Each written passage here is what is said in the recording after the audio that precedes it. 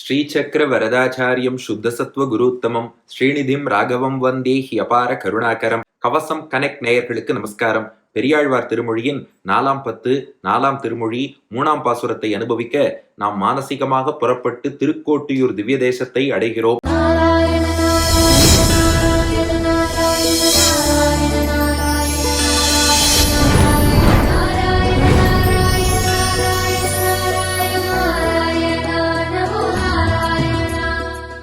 ஒவ்வொரு பாசுரத்திலும் 4 அடிகள். முதல் 2 அடிகள்ல திருக்கோட்டியூர் வாழ் அடியார்களின் பெருமையை காட்டுகிறார் பெரியாழ்வார். அடுத்த 2 அடிகள்ல இந்த பெருமாளை சேவிக்காம வாழ்க்கையை வீணடிக்கிறார்களே அவர்களை நிந்திக்கிறார். இப்படி அமைந்தவைதான் 10 பாசுரங்கள். அதுல 3ஆவது பாசுரத்தை அனுபவிக்க உள்ளோம். முதல் பாதி அடியார் பெருமை, அடுத்த பாதி அடியாராக இல்லாமல் வாழ்வை வீணடிப்போர் நிந்தனை.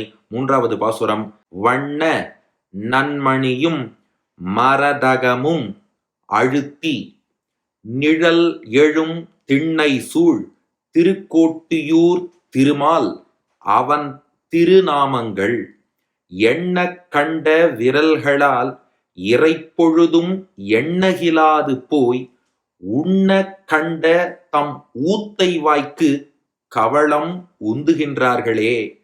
வண்ண நன்மணியும் மரதகமும் அழுத்தி நிழல் எழும் திண்ணை சூழ் திருக்கோட்டியூர் திருமாலவன் திருநாமங்கள் எண்ண கண்ட விரல்களால் இறைப்பொழுதும் எண்ணகிலாது போய் உண்ண கண்ட தம் ஊத்தை வாய்க்கு கவளம் உந்துகின்றார்களே.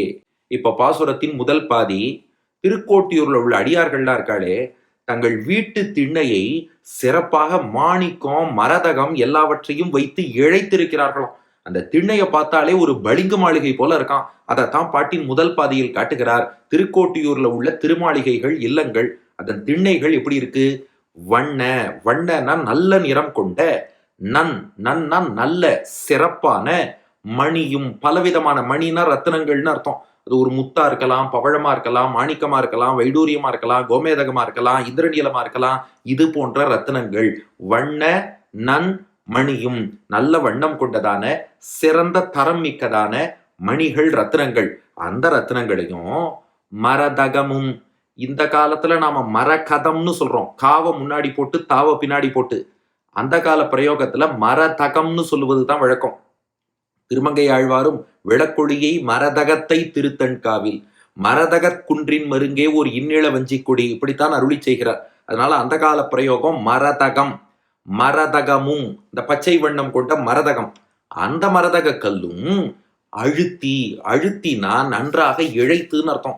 அந்த வீட்டுல திண்ணை இருக்கே, திண்ணை அப்படியே இழைச்சிருக்காளாம். நம்ம வீட்டு திண்ணையெல்லாம் எதனால இழைப்போம்? அதிகபட்சம் என்ன, சிமெண்ட் வச்சு இழைப்போம். வசதி இருந்ததுன்னா கிரானைட் மார்பிள் இதை வச்சு இழைப்போம். ஆனா அவ வீட்டுல எதை வச்சு இழைச்சிருக்கான்னா வண்ண நன்மணியும் மரதகமும் அழுத்தி, நல்ல ரத்தின கற்கள் மரதகம் இதெல்லாம் வச்சு திண்ணை அப்படியே இழைச்சு இழைச்சு பளிங்கு மாளிகை போல திண்ணை பளபள பளபள பளபளன்னு அப்படி ஒளி வீசின்றிருக்கான். இப்படி அழுத்தி நிழல் எழும் திண்ணை சூழ், இத பதிச்சது விசேஷம் இல்ல. அந்த திண்ணை எப்படி இருக்கான்? நிழல் எழும் திண்ணை சூழ். நிழல் எழும் அப்படின்னா இதுக்கு ரொம்ப அழகா 2 விதமான அர்த்தம் காட்டியிருக்கா. ஒரு அர்த்தம் நிழல்னா ஒளின்னு அர்த்தம் சொல்லி, நிழல்னா ஷேடோன்னு அர்த்தம் சொல்லல, நிழல்னா ஒளின்னு அர்த்தமா. நிழல் எழும்னா ஒளி வீசக்கூடிய, நிழல் எழும் திண்ணைனா ஒளி வீசக்கூடிய திண்ணை என்று ஒரு அர்த்தம். அல்லது 2வது அர்த்தம், இல்ல நாம நினைக்கிற மாதிரி நிழல்னா ஷேடோ, அதாவது யாராவது அடியார்கள் யாத்ரிகர்கள் அப்படி யாராவது திருக்கோட்டியூர் பக்கம் வரானா அவர்கள் அந்த திண்ணையில இளைப்பாற வேண்டும் அல்லவா. அதற்காக நிழல் எழும் திண்ணைனா அடியார்கள் யாத்ரிகர்கள் வந்தார்னா கொஞ்ச நேரம் இளைப்பாறுவதற்காக நிழல் தரும் திண்ணைன்னு புரிஞ்சுக்கலாம். நிழல்னா ஒளின்னு ஒரு அர்த்தம் காட்டி, நிழல் எழும் திண்ணைனா ஒளி வீசக்கூடிய திண்ணைன்னு புரிஞ்சுக்கலாம். இது 2 அர்த்தத்துக்குமே சுவாரஸ்யம் இருக்குன்னு மணவாள மாமுனிகள் வியாக்கியானத்தை பார்க்கும்போதே நமக்கு தெரியுது. என்னன்னா, நிழல் எழும் திண்ணைனா ஒளி வீசும் திண்ணை அப்படின்னு ஒரு அர்த்தம் சொல்றோம். இதுக்கு என்ன தாத்பரியம்னா, அடிக்கடி அங்கே சௌமிய நாராயண பெருமாள் நம்ம சொல்றோம் இல்லையா, மாமுனிகள் வியாக்கியானத்துல நல்ல தமிழ்ல சொக்க நாராயணன், தமிழ்ல சொக்கன்னா அழகுன்னு அர்த்தம், சௌமியன்னா சான்ஸ்கிரிட்ல அழகு. அந்த சொக்க நாராயண பெருமாள் இருக்காரே, அடிக்கடி அந்த வீதிகள்ல புறப்பாடு கண்டருள்வார். பெருமாள் புறப்பாடு கண்டருளும் போது வீதியெல்லாம் பளபளன்னு ஒளி வீசிட்டு ஜொலிச்சுட்டு இருந்தாருன்னா நல்லா இருக்கும். அப்படி இல்லாம இதெல்லாம் அழுது வெடிஞ்சுண்டு அப்படியே டல்லா இருந்தா நல்லா இருக்குமா? அதனால பெருமாள் எழுந்தருளும் வீதிங்கிறதுனால இதுல கவனிக்க வேண்டிய விஷயம் தான். என் வீட்டுக்கு நான் அலங்காரம் பண்றேன்னவா பண்ணலையா? வீட்டு வாசல்ல மணிகளும் மரதகமும் இத்தனையும் பதிச்சு திண்ணையே அப்படியே சும்மா பளபளன்னு ஜொலிக்கிறதே, டால் அடிக்கிறதேன்னா எல்லாம் எங்க பெருமாள் எழுந்தருளும் வீதி. அது அப்படி கம்பீரமாக தெரிய வேண்டும் என்பதற்காக பண்ணியிருக்கா. இது ஒளி வீசும்ங்கிற அர்த்தம். நிழல் எழும் திண்ணை சூழ். இன்னொரு அர்த்தம், அங்க பாகவதர்கள் நிறைய பேர் வருவா. அடியார்கள் பெருமாளை சேவிக்கிறதுக்கு யாத்திரையா வருவா. அவர்கள்லாம் வெயில்ல எங்கேயாவது ஓய்வு எடுக்கணும்னா நம்ம திண்ணையில ஓய்வு எடுக்கலாம். இரவு நேரத்துல சயனிக்கணும்னா திண்ணையில சயனித்துக் கொள்ளலாம். அவர்களுக்கு நிழல் தரக்கூடிய திண்ணை அப்படின்னு நம்ம புரிஞ்சுக்கலாம். இப்படிப்பட்ட திண்ணை சூழ்னா திண்ணையால் சூழப்பட்டன்னு அர்த்தம் இல்ல. இப்படிப்பட்ட திண்ணை கொண்ட வீடுகளாலே சூழப்பட்ட இப்படி பல திருமாளிகைகள் இல்லங்கள் இருக்கு. அவை சூழ்ந்த திருக்கோட்டியூர், அவை சூழ்ந்த திருத்தலம் தான் திருக்கோட்டியூர். இத்தோட பாத்தின் முதல் பாதி ஓவர். திருமாலவன் திருநாமங்கள்ல இருந்து 2வது பாதியா வச்சுக்கோங்க. பாட்டின் முதல் பாதி சொல்ற கருத்து, திண்ணை எல்லாத்துலயும் எல்லா திருமாளிகையிலையும் பார்த்தா அழகா ரத்தின கற்கள்லாம் பதிச்சிருக்கா. அது நிழலும் தரது, ஒளி வீசின்றும் இருக்கு. பெருமாளுடைய புறப்பாடு கண்டருளக்கூடிய வீதிங்கிறதுனால ஒளி வீசுறது. பெருமாளை சேவிக்கிறவர் அடியார்களுக்கு நிழலும் கொடுக்கிறது. இது முதல் பாதி. இது அங்கே வாழும் அடியார்களுடைய பெருமை. பகவத் பாகவத கைங்கரியத்துல ஈடுபட்டிருக்கா. ஆனா இந்த பெருமாளை சேவிக்காதவான்னு சில பேர் இருப்பாளா? அவர்களை பாட்டின் 2வது பாதியில நிந்திக்கிறார் பெரியாழ்வார். என்ன சாதிக்கிறார்னா, திருக்கோட்டியூர் திருமாலவன் திருநாமங்கள். அந்த திருக்கோட்டியூர்ல எழுந்தருளி இருக்காரே பெருமாள், அந்த பெருமாளுடைய திருநாமங்கள். திருனா அழகியன்னு அர்த்தம், திருனா மங்களகரமான அர்த்தம். மங்களங்கர தரக்கூடிய திருநாமங்கள் எத்தனையோ இருக்கு. அதெல்லாம் சொல்றதுக்கு தான் அவன் வாய் கொடுத்திருக்கான். ஆனா அந்த திருநாமங்களை சொல்லாம இருக்காளே, அந்த திருநாமங்களை எப்படி சொல்லணுமா? மீண்டும் அதே பாசுரத்தை பாருங்கள். திருக்கோட்டியூர் திருமாலவன் திருநாமங்கள். அதாவது திருநாமம் சொல்லும் போது வெறும் பெருமாள் திருநாமத்தை மட்டும் சொல்லக்கூடாதான். திருமால்னு இருக்கும் இல்லையா? திருனா லக்ஷ்மி, திருமால் திருவாகிய லக்ஷ்மியோடு கூடிய பெருமாள். பிராட்டியின் திருநாமம் பெருமாளின் திருநாமம், பிராட்டியின் திருநாமம் பெருமாளின் திருநாமம்னு திருமால் அவன் திருநாமங்கள். பிராட்டியின் திருநாமங்களோடு சேர்த்து பெருமாளுடைய திருநாமங்கள் இதெல்லாம் சொல்லணும். இந்த திருநாமங்களை எண்றதுக்கு தான் பகவான் 10 விரல்கள் கொடுத்திருக்கான. பாட்டு பாருங்க. எண்ண கண்ட விரல்களால் இறைப்பொழுதும் எண்ணகிலாது போய். 10 விரல் நமக்கு பகவான் கொடுத்திருக்கான் இல்லையா? யாராவது யோசிச்சு பார்த்திருக்கோமா எதுக்காக 10 விரல் கொடுக்கணும்னு? 10 விரல் முக்கியமா படைத்தது எதற்காகனா எண்ணுவதற்காக. கவுண்ட், இந்த டெசிமல் சிஸ்டம்னு சொல்றோம் பாருங்க. 10 பேஸா வச்சிருக்கோம் நம்ம எப்போதுமே. பாருங்க, ஒரு எண்ணிக்கைன்னு சொன்னா 10, 1 2 3 4 எண்ணிட்டே வருவோம். 10 வந்துருச்சுன்னா அப்படியே நெக்ஸ்ட் 11 12ன்னு போயிட்டே வருவோம். ஏன் அந்த 10 பேசிஸா வச்சான்னா, 10 விரல் கையில இருக்கும் இல்லையோ, இது எண்ணுவதற்கு வசதியா இருக்கும். 1 2 3 4 5 6 7 8 9 10 ஒரு ரவுண்ட் முடிஞ்சு போச்சு. திரும்ப 11லேருந்து 20, 21லேருந்து 30. அதைத்தான் டெசிமல் சிஸ்டம்னு சொல்றோம். இது ஆக்சுவலா நம்முடைய பகுதியில, நம்ம பாரத தேசத்துல, நம்ம கலாச்சாரத்துல உருவானது தான். அது பின்னாடி அரபிக் நியூமரல்ஸ்னு போய் அதுக்கப்புறம் தான் வெஸ்டர்ன் வேர்ல்டுக்கு போச்சு. அவள்லாம் ரோமன் நம்பர்ஸ்னு வச்சிருந்தா. அவளுக்கு இந்த டெசிமல் சிஸ்டம் கிடையாது. அவன் 10ன்னா அதுக்கு எக்ஸ்ன்னு போட்டுருவான், 0 போட மாட்டான். 1 0ன்னு நாம தான் யூஸ் பண்ணுவோம். அவன் 100ன்னா அதுக்கு ஒரு நம்பர் வச்சிருப்பான், 500ன்னா ஒரு நம்பர் வச்சிருப்பான், அந்த லெட்டர் வச்சிருப்பான். அப்படித்தான் அவ பண்ணா. இப்ப பெரியாழ்வார் இந்த விஷயத்தை காட்டுறார். எண்ண கண்ட விரல்களால். பகவான் எதுக்காக நமக்கு விரல் கொடுத்தான்? எண்ணுவதற்காக. அது சரிதான். எதை எண்ணனா, திருக்கோட்டியூர் திருமாலவன் தன் திருநாமங்கள் எண்ண கண்ட விரல்களால். எதையோ 1 2 3 என்றதுக்காக இல்லையா? பெருமாளுடைய திருநாமங்களை நினைச்சு நாராயணன், வாசுதேவன், மணிவண்ணன், கேசவன், மாதவன், வாசுதேவன், இப்படி இவன் திருநாமங்களை ஒன்னொன்னா எண்ணின்னு இருக்கணுமா? இதுக்காகத்தான் விரல்களை கொடுத்தானா. இப்ப பாட்டு பாருங்க. திருக்கோட்டியூர் திருமாலவன் திருநாமங்கள் எண்ண, அவை 1 2 3ன்னு எண்ணுவதற்காக. கண்டனா படைக்கப்பட்டன்னு அர்த்தம். எண்ண கண்ட விரல்களால், அவன் திருநாமங்களை எண்ணுவதற்காக படைக்கப்பட்ட விரல்கள். ஆனா இந்த விரல்களால இறைப்பொழுதும் எண்ணகிலாது போய். இறைப்பொழுதுன்னா கொஞ்ச காலம், ஒரு நொடி. நீ எல்லா காலமும் கூட பெருமாள் திருநாமத்தை எண்ண வேண்டாம்ப்பா. ஏதோ இறைப்பொழுது கொஞ்ச நேரம் எண்ணுவேன்னு பார்த்தா, இறைப்பொழுதும் கொஞ்ச நேரம் கூட எண்ணகிலாது போய். கையாலையும் எண்ண மாட்டேங்கிறான், மனத்தாலையும் எண்ண மாட்டேங்கிறான், சிந்திக்க மாட்டேங்கிறான். இப்படி எண்ணகிலாது போய் பகவானுடைய திருநாமத்தை எண்ணாமல் போகிறாயே, என்ன பண்ணணுமா? இந்த ஹேண்ட் மவுத் கோஆர்டினேஷன் சொல்றா பாருங்க. கையால ஒரு திருநாமத்தை எண்ணணுமா, வாயால கேசவான்னு சொல்லணுமா. அடுத்து கையால எண்ணணுமா, வாயால கோவிந்தான்னு சொல்லணுமா, மீண்டும் விரலால எண்ணணுமா, நாராயணான்னு சொல்லணுமா, இப்படி விரலால எண்ணி வாயால சொல்லணும், விரலால எண்ணி வாயால சொல்லணும். இப்படி திருநாமங்கள் எண்ண கண்ட விரல்களால் இறைப்பொழுதும் எண்ணகிலாது போய். இப்படி பகவான் திருநாமத்தை எண்ணுவதற்காக எத்தனை முறை நாமம் சொன்னோம், எண்ணி எண்ணி பார்க்கணும். அதற்காகத்தான் இந்த விரல்களை கொடுத்தான். ஆனா அதை எண்ணாமல் என்ன பண்ணிட்டு இருக்காளாம், உண்ண கண்ட தம் ஊத்தை வாய்க்கு. இவாளுடைய வாய் இருக்கே, ஊத்தைனா அசுத்தம்னு அர்த்தம், வேற ஏதாவது அர்த்தம் பண்ணிக்க வேண்டாம். ஊத்தை வாய்னா அசுத்தமான வாய். ஏன்னா உண்ண கண்ட, கண்டனா படைக்கப்பட்ட, உண்ண கண்டனா உண்பதற்காக படைக்கப்பட்ட. ஆமா, சாப்பிட்றதுக்காகத்தானே வாய் இருக்கு. அதனால என்ன பண்றாளாம், இந்த வாயில நாங்க எது கிடைக்கிறதோ எப்ப பசிச்சாலும் எதை வேணாலும் எடுத்து சாப்பிடுவோன்னு அசுத்தமான வாயா அது ஆயிடுதான்.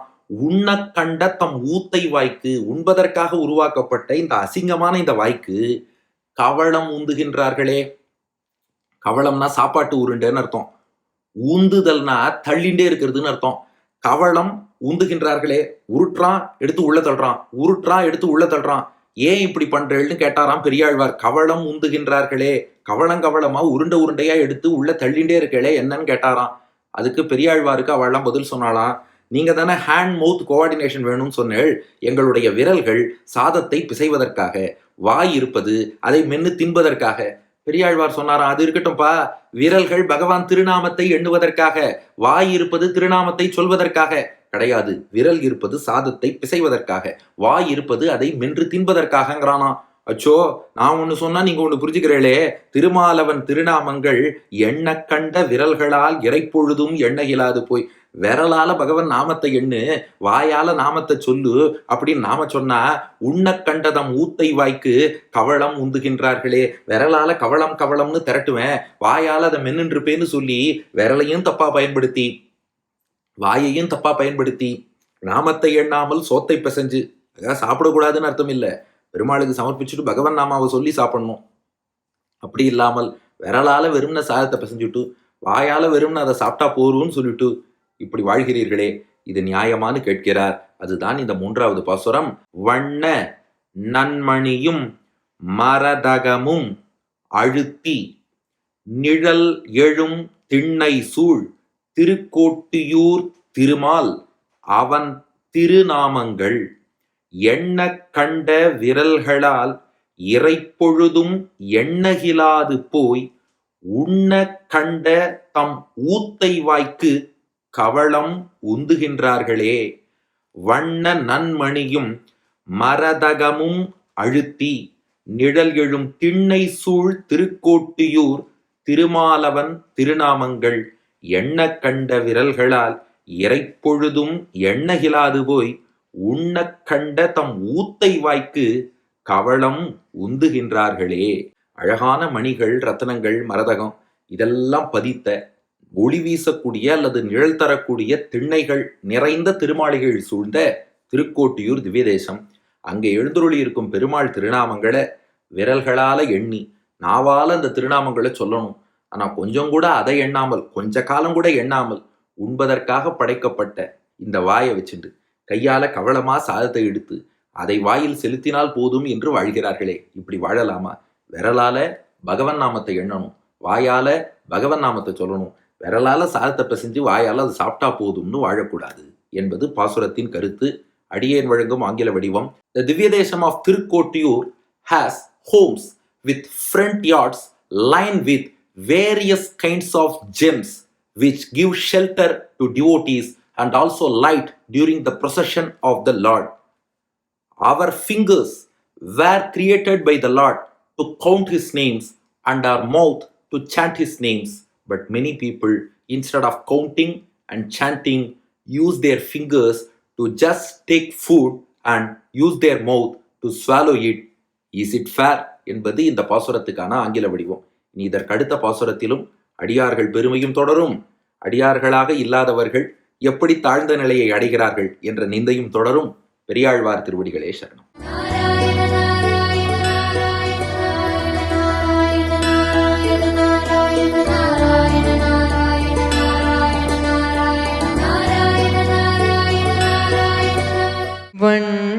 வண்ணனன்மணியும் மரகதமும் அழுத்தி நிழலெழும் திண்ணை திண்ணை சூழ் திருக்கோட்டியூர் திருமாலவன் திருநாமங்கள் வண்ணனன் மணியும் மரகதமும் மழுத்தி நிழலெழும் திண்ணை சூழ் திருக்கோட்டியூர் திருமாலவன் திருநாமங்கள் எண்ண கண்ட விரல்களால் இறை பொழுதும் எண்ணகிலாது போய் உண்ண கண்டதம் ஊத்தை வாய்க்கு கவள முந்துகின்றார்களே உண்ண கண்டதம் ஊத்தை வாய்க்கு கவள முந்துகின்றார்களே.